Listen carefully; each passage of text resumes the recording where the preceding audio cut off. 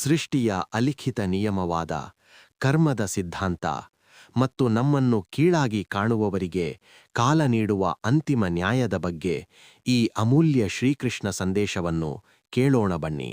ಈ ಸೃಷ್ಟಿಯ ರಹಸ್ಯವನ್ನು ಆಳವಾಗಿ ಆಲೋಚಿಸು. ಜೀವನ ಎಂಬ ಮಹಾಸಂಗ್ರಾಮದಲ್ಲಿ ಯಾವುದೂ ಆಕಸ್ಮಿಕವಾಗಿ ನಡೆಯುವುದಿಲ್ಲ.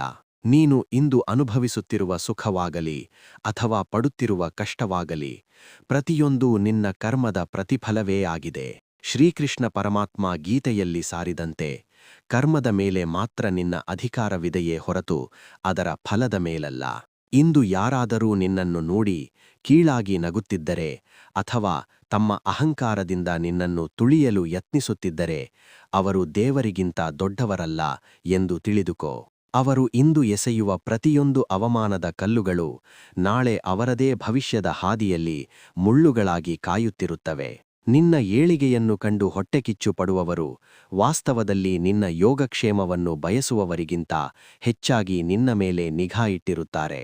ಅವರಿಗೆ ನಿನ್ನಲ್ಲಿರುವ ಧೈರ್ಯ ಬೇಕು, ಆದರೆ ಅದನ್ನು ಸಂಪಾದಿಸುವ ಅರ್ಹತೆ ಅವರಲ್ಲಿಲ್ಲ. ನಿನ್ನನ್ನು ಕೀಳಾಗಿ ಕಾಣುವ ಮೂಲಕ ಅವರು ತಮ್ಮಲ್ಲಿರುವ ಕೀಳರಿಮೆಯನ್ನು ಮುಚ್ಚಿಕೊಳ್ಳಲು ಪ್ರಯತ್ನಿಸುತ್ತಿದ್ದಾರೆ ಅಷ್ಟೇ.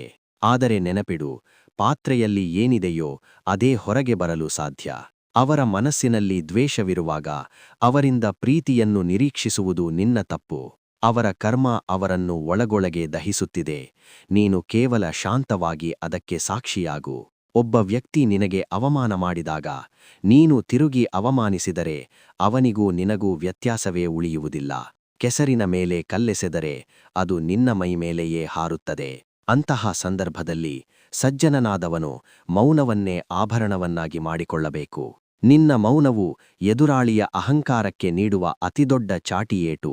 ಸಿಂಹವು ನರಿಗಳ ಬೊಗಳಾಟಕ್ಕೆ ಕಿವಿಗೊಡುವುದಿಲ್ಲ, ಏಕೆಂದರೆ ತಾನು ಕಾಡಿನ ರಾಜ ಎಂಬ ಸತ್ಯ ಅದಕ್ಕೆ ತಿಳಿದಿದೆ. ನಿನ್ನ ಯೋಗ್ಯತೆ ನಿನಗೆ ತಿಳಿದಿದ್ದರೆ ಜಗತ್ತಿನ ಟೀಕೆಗಳು ಕೇವಲ ಗಾಳಿಯಂತೆ ಬಂದು ಹೋಗುತ್ತವೆ. ನಿನ್ನನ್ನು ಕಡೆಗಣಿಸಿದವರಿಗೆ ನೀನು ನೀಡಬಹುದಾದ ಅತ್ಯಂತ ಪ್ರಬಲವಾದ ಶಿಕ್ಷೆಯೆಂದರೆ ನಿನ್ನ ಸಾಧನೆ. ಅವರು ನಿನ್ನನ್ನು ಎಲ್ಲಿ ಸೋಲಲಿ ಎಂದು ಬಯಸಿದ್ದರೋ ಅಲ್ಲಿ ನೀನು ವಿಜಯ ಪತಾಕೆ ಹಾರಿಸಬೇಕು. ಸೇಡು ತೀರಿಸಿಕೊಳ್ಳುವುದು ಎಂದರೆ ರಕ್ತ ಹರಿಸುವುದಲ್ಲ, ನಿನ್ನ ವ್ಯಕ್ತಿತ್ವವನ್ನು ಅಗೆದು ಚಿನ್ನದಂತೆ ಹೊಳೆಯುವಂತೆ ಮಾಡುವುದು. ಸಮಯ ಎಂಬುದು ಅತ್ಯಂತ ದೊಡ್ಡ ನ್ಯಾಯಾಧೀಶ. ಇಂದು ಬಲಿಷ್ಠವಾಗಿ ಕಂಡವನು ನಾಳೆ ಅಸಹಾಯಕನಾಗುತ್ತಾನೆ. ಇಂದು ಅಧಿಕಾರದಲ್ಲಿದ್ದು ಬೇರೆಯವರನ್ನು ತುಳಿದವನು ನಾಳೆ ಅದೇ ಹಾದಿಯಲ್ಲಿ ಕೈಚಾಚಿ ನಿಲ್ಲುತ್ತಾನೆ.